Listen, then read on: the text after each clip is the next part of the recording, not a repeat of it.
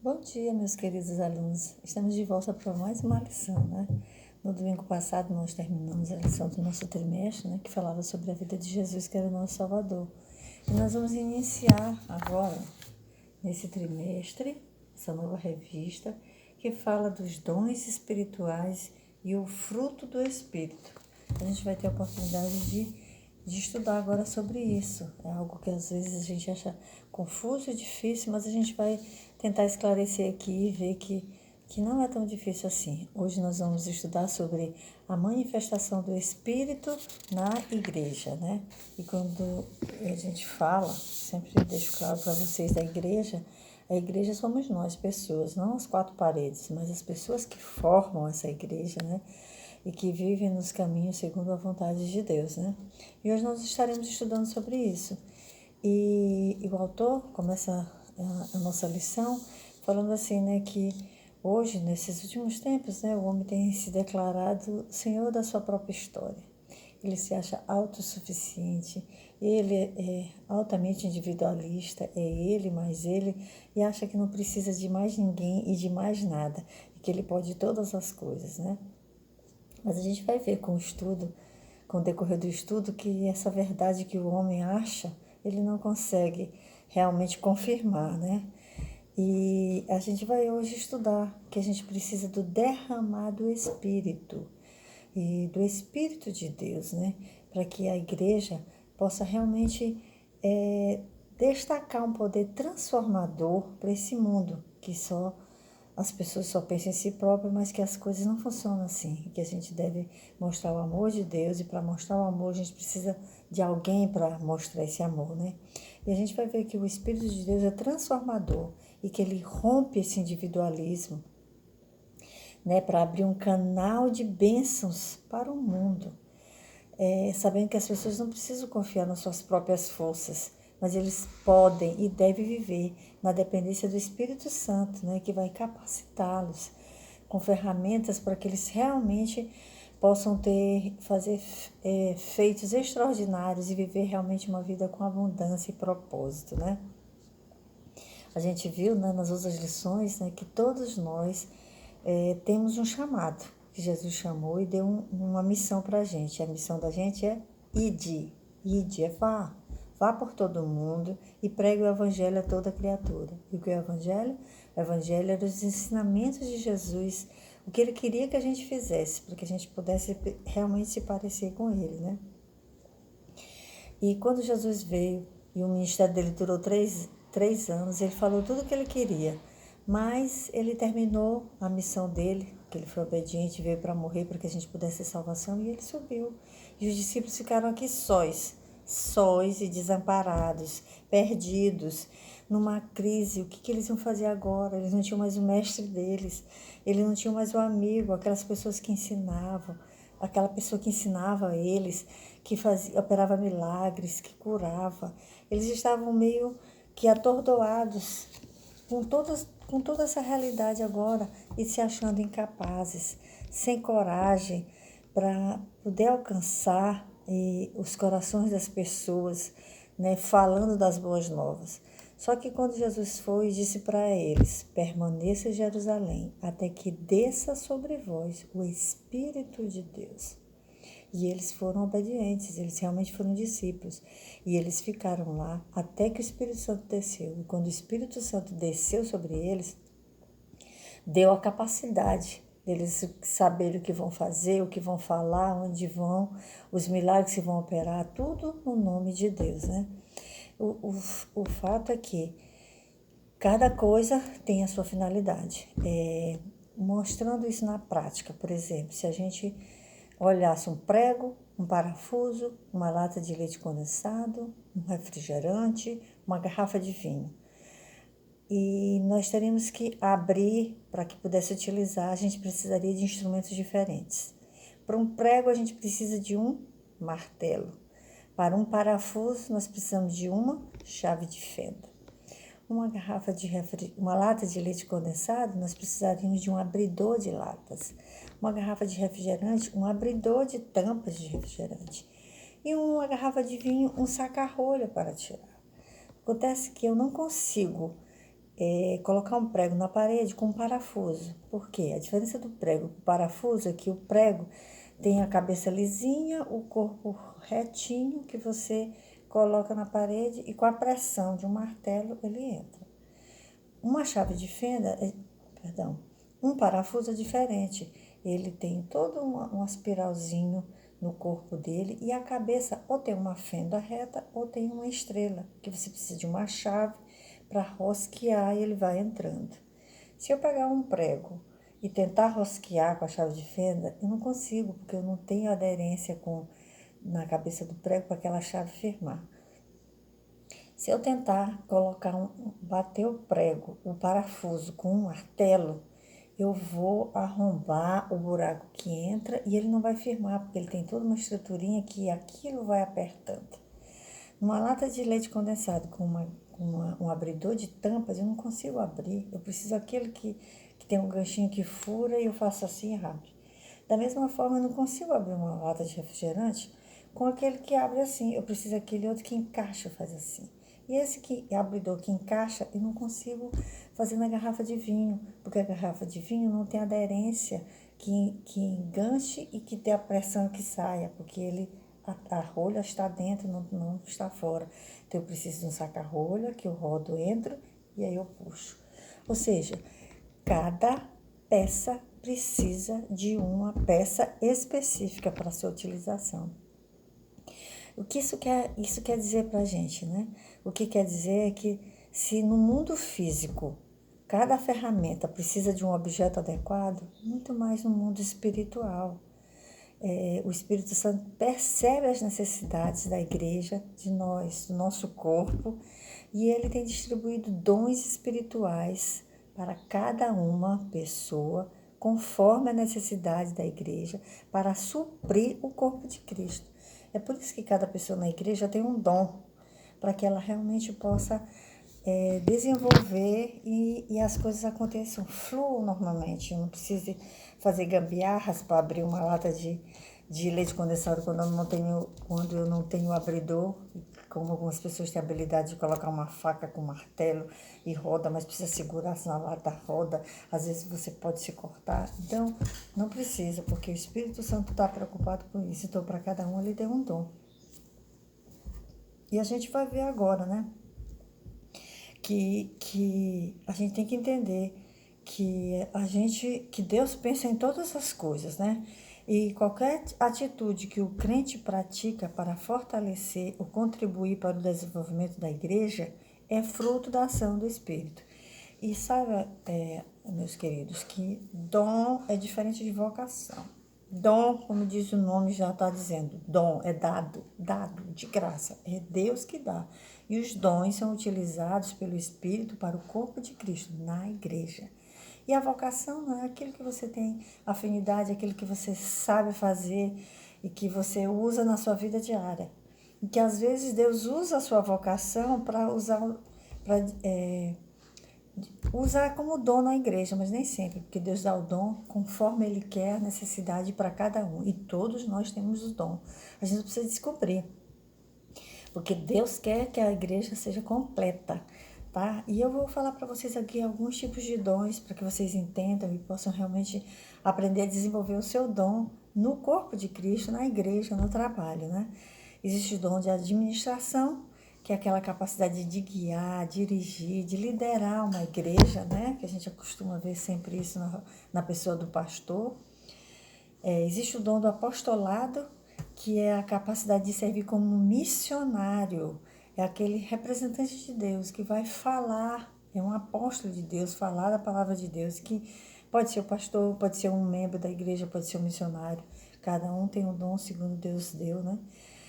Tem o dom do discernimento, que é aquela capacidade que a gente tem de distinguir as verdades falsas da revelação de Deus, né? Tem pessoas que falam coisas assim e você percebe, sente que aquilo não é real, aquilo não é de Deus. Você tem o dom do discernimento para entender.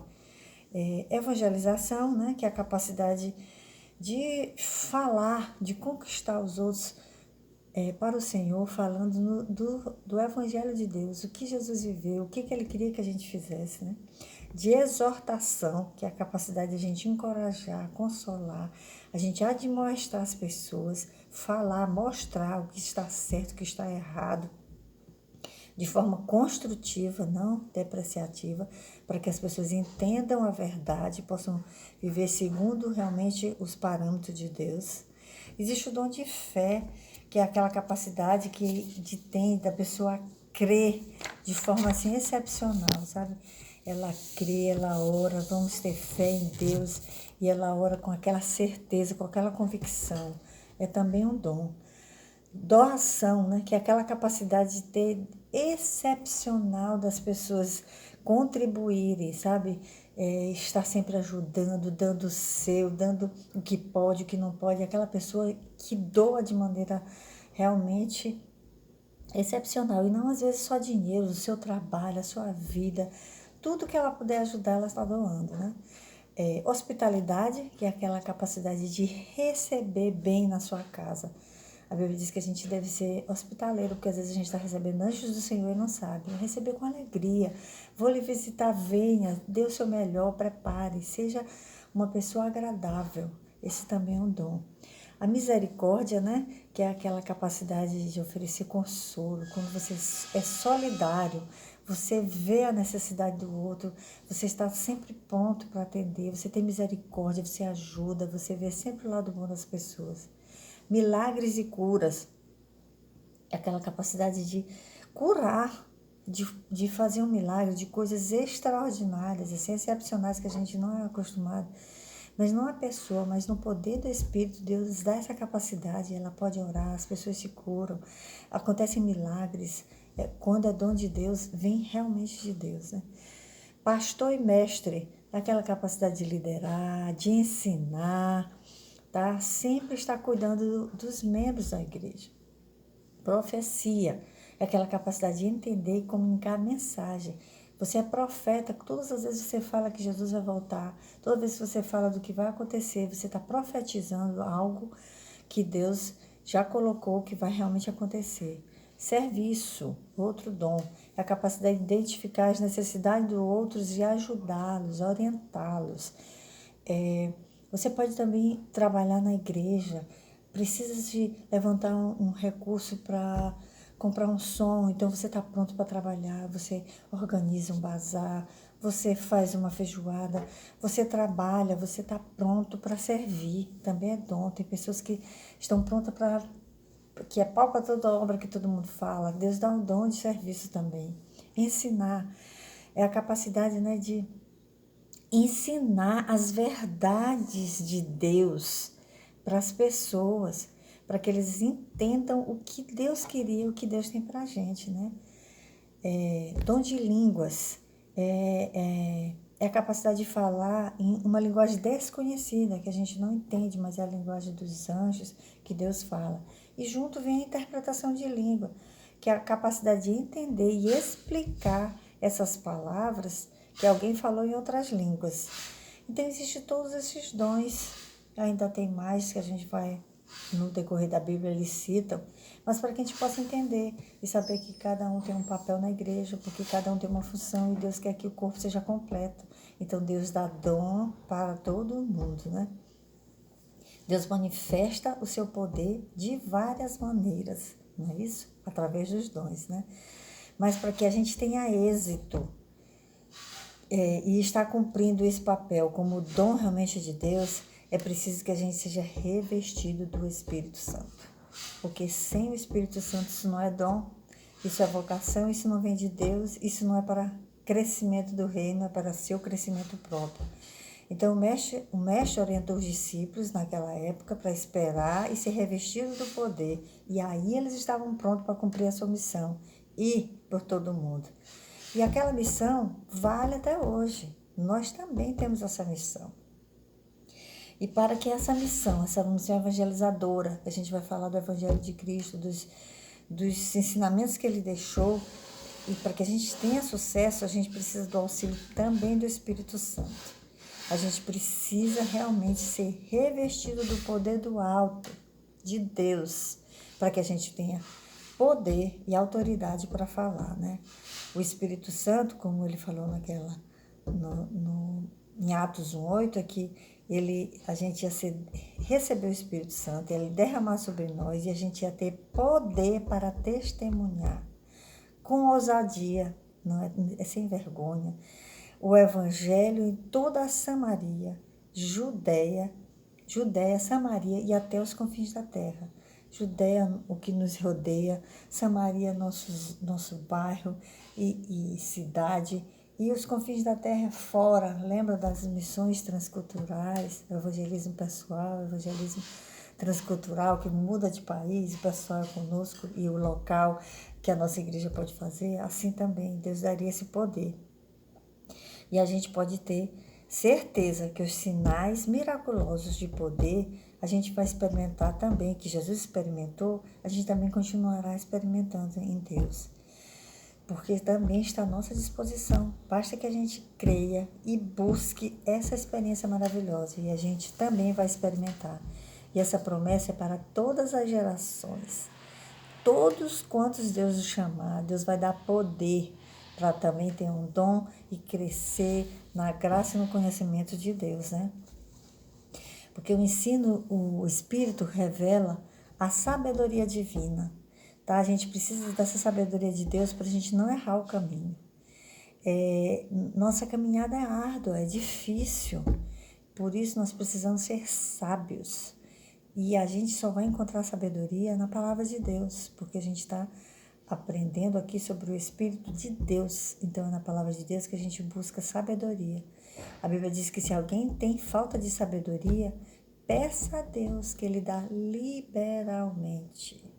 Você pode encontrar isso em Tiago 1:5. Você pode pedir sabedoria. A gente precisa também dos ensinamentos de Jesus. Eu preciso ter sabedoria e eu preciso do ensinamento de Jesus. E são as palavras que orientam o rumo certo para a vontade de Deus, tá? Então, para que eu tenha os ensinamentos de Jesus, eu preciso buscar aonde eu vou encontrar o ensinamento de Jesus. E onde a gente encontra é na palavra de Deus. Lá tem o que Deus quer que a gente faça, né? Quando a gente era pequeno, né, a gente dependia dos pais para comer, para tomar banho, né? A gente só chorava, eram os pais que faziam tudo. Aí a gente vai crescendo, a gente vai experimentando algumas independências, né? A gente vai crescendo e vai fazendo as nossas próprias escolhas. Desculpa. Mas a falta de experiência na nossa vida, às vezes, torna essa escolha arriscada. Porque como a gente ainda não viveu isso para saber, por exemplo, hoje eu já sou formada, eu trabalho, mas hoje para eu trabalhar, eu sei que eu precisei do ensino no colégio, eu precisei frequentar uma faculdade para chegar e poder trabalhar. Mas na época do colégio, era chato pra caramba. Eu dizia, por que eles têm que estudar? Por que eu tenho que saber quais as capitais de tudo quanto é país? Por que eu preciso saber aquelas formas de física, aquelas coisas de química? Para que você saiba e descubra o que você gosta e para que você vai dar. Mas isso só a experiência, só o tempo dirá pra gente. Então, como a gente ainda está em fase de crescimento, isso torna, as nossas escolhas se tornam um pouco arriscadas, né? A gente quer algumas coisas que a gente não sabe se é o certo, mas a gente quer. E aí a gente acha, não, vai dar tudo certo. Então a gente precisa do Espírito Santo para nos orientar no nosso caminho, para que as nossas escolhas nos levem direto para o alvo, para o caminho certo. Por isso a gente precisa conhecer a palavra de Deus. Eu não aprendo matemática se eu não estudar matemática. Eu não aprendo português se eu não estudar português. E eu não aprendo as coisas do Espírito se eu não buscar na palavra de Deus. É isso que a gente precisa entender. Certo? Além da sabedoria de Deus, né? A Bíblia revela a sabedoria de Deus. O Espírito Santo também nos revela. Ele age por intermédio do Evangelho da Verdade. O Evangelho da Verdade a gente vai encontrar na sua palavra. E aí a incumbência da gente é ensinar o que é verdadeiro, o que a gente aprendeu, o que o Espírito Santo está nos mostrando, o que ele nos revela sobre a vontade de Deus, né? Naquela época dos espíritos dos discípulos originais, lembra quando Jesus foi embora? Eles estavam perdidos, sem a presença do seu mestre, sem a presença dele, sem saber o que, né?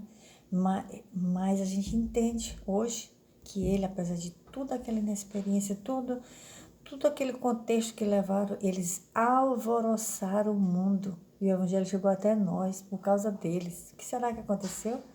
O que transformou? Foi a chegada e a capacitação do Espírito Santo que transformou todos aqueles homens assustados, amedrontados, em mensageiros de Deus, corajosos, destemidos e invencíveis. Pois é, nós também podemos experimentar esse Espírito, né? E a nossa geração ser transformadora na nossa casa, na nossa escola, na nossa cidade, aonde Deus tem nos mandados.